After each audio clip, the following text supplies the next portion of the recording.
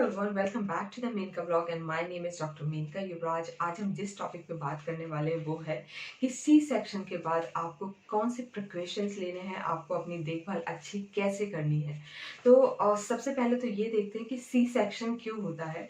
C section होने के basically दो रीज़न होते हैं। एक तो आपका ब्लड ग्रुप ऐसा है लाइक जिनका ओ नेगेटिव ब्लड ग्रुप रहता है, लाइक मेरा ब्लड ग्रुप ओ नेगेटिव था। उसमें कॉम्प्लिकेशन सर्जरी के टाइम बहुत ज़्यादा होने के चांसेस थे। So doctor suggested me to go for C section.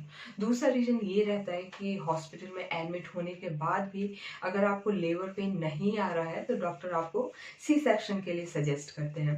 तो कोई भी रीज़न हो, अगर सी सेक्शन होता है तो आपको किन चीज़ों की ध्यान रखना है और अपनी देखभाल कैसे करनी है वो हम इस वीडियो में डिस्कस करने वाले हैं। सो गाइस, अगर आपने मेरा चैनल सब्सक्राइब नहीं किया है सो आई रिक्वेस्ट आप मेरा चैनल सब्सक्राइब कीजिए and don't forget to click the notification bell, जिससे मैं जो भी वीडियो पोस्ट करूं आप सबसे पहले उस वीडियो को देखें।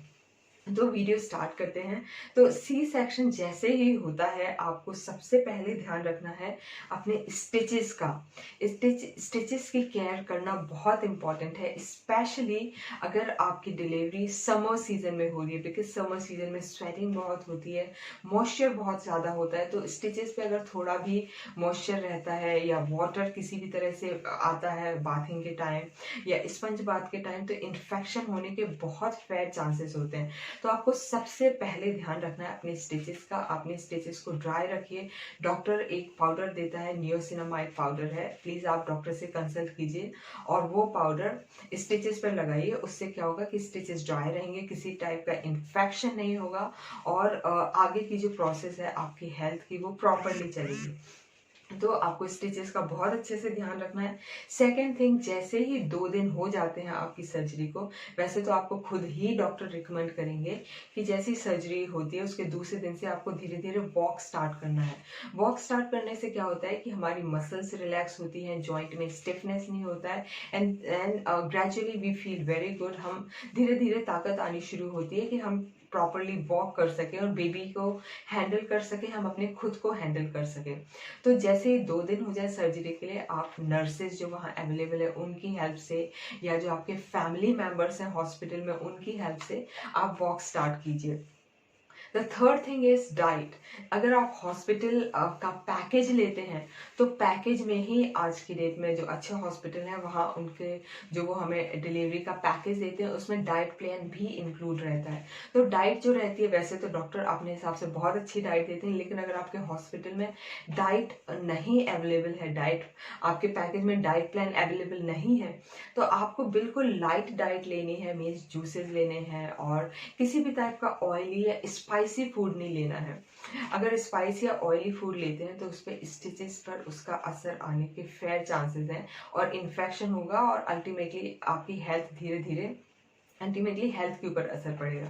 तो आपको ध्यान रखना है कि डाइट बिल्कुल लाइट रहे, लाइक दलिया रहे, दाल रहे और जूसेस रहे। जनरली सिट्रस जूसेस अलाउ नहीं करते, फिर भी जो डॉक्टर रिकमेंड करे वो आप जूसेस लीजिए और बिल्कुल लाइट डाइट रखिए।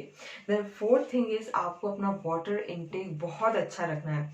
वाटर इनटेक या तो आप पानी लीजिए, जूसेस लीजिए, कोकोनट वाटर लीजिए और जो भी आपके हॉस्पिटल में या घर से आप फ्रेश जूसेस लेके जाइए। जो आर्टिफिशियल जूसेस हैं उनको अवॉइड कीजिए, बिकॉज उनमें प्रिजर्वेटिव्स रहते हैं, समटाइम्स आपकी बॉडी को हार्म कर सकते हैं। बिकॉज जब सर्जरी होती है तो हमारी बॉडी बहुत सेंसिटिव होती है और छोटी छोटी चीज़ों का असर बॉडी के ऊपर पड़ता है। तो अपने आप को हाइड्रेट रखिए। जितना ज़्यादा हाइड्रेट रहेंगे आप खुद भी अच्छा फील करेंगे and if you will feel healthy, you are available, you are capable to handle your baby also properly. आप अच्छे से हेल्दी रहेंगे तो बेबी को बहुत अच्छी तरह से हैंडल कर पाएंगे। द नेक्स्ट थिंग इज आपको वेट लिफ्ट नहीं करना है, मीन्स आपको हैवी वेट नहीं उठाना है। अगर कोई भी ऐसी चीज़ है जो हैवी है तो आप अपनी फैमिली मेम्बर्स की हेल्प लीजिए, अपने हस्बैंड की हेल्प लीजिए या जो भी आपके नियर बाय अवेलेबल है उनकी हेल्प लीजिए, ताकि स्टिचेस पे the main area after surgery is the stitches, किसी भी तरह से स्टिचेस के ऊपर कोई भी प्रेशर नहीं आना चाहिए। तो उस चीज़ को अवॉइड करने के लिए हम डॉक्टर्स रिकमेंड करते हैं कि आपको हैवी वेट लिफ्ट नहीं करना है। तो इन चीज़ों का आपको ध्यान रखना है। And the last one is आपको हॉस्पिटल में ही बिफोर डिस्चार्ज डॉक्टर से, नर्सेस से ये सीखना है कि बेबी को फीड कैसे कराना है। जो न्यू मॉम्स होती है, फर्स्ट टाइम मॉम्स होती हैं, उनको बहुत सारी चीज़ों की इन्फॉर्मेशन नहीं होती। इवन नाउअडेज लैक्टेशन स्पेशलिस्ट भी अवेलेबल होते हैं हॉस्पिटल में, जो आपको पूरी इन्फॉर्मेशन देते हैं, पूरा गाइडेंस देते हैं कि लैक्टेशन क्या प्रोसेस है, कैसे मिल्क आता है, आपको किन चीज़ों का ध्यान रखना है। वो सारी इन्फॉर्मेशन आपको देंगे, उसके बाद ही आप हॉस्पिटल से डिस्चार्ज होंगे।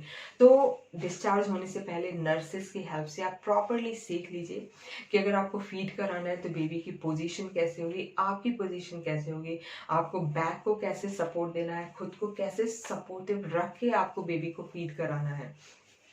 तो ये कुछ ऐसी चीजें हैं जो post delivery, post C section आपको ध्यान रखना है, और अपनी देखरेख पे ध्यान रखना है, अपनी डाइट पे ध्यान रखना है, जिससे बेबी हेल्दी रहे और आप भी हेल्दी रहें। So guys, I hope you like this video. Don't forget to subscribe my channel, don't forget to click the notification bell, और मेरे चैनल को विजिट कीजिए। I make the videos about the kids, how to take care of the kids skin care and lifestyle videos also. Sometimes I make videos about work from home because मेरे 2 babies हैं and sometimes मुझे घर से ही काम करना पड़ता है. So I make the videos about work from home tips also. So like guys, thank you very much for watching this video. Please share the video, please like the video, and stay tuned for my next video. Thank you very much.